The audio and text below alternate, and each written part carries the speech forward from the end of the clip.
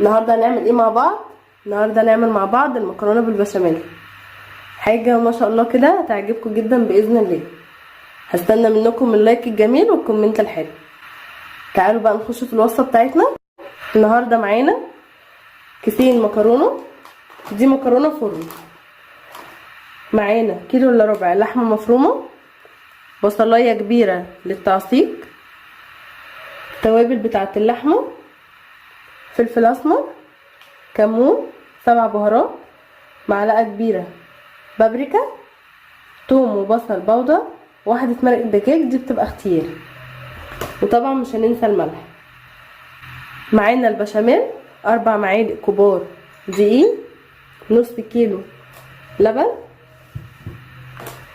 2 مكعب جبنه نستو، التوابل بتاعتنا، معلقه فلفل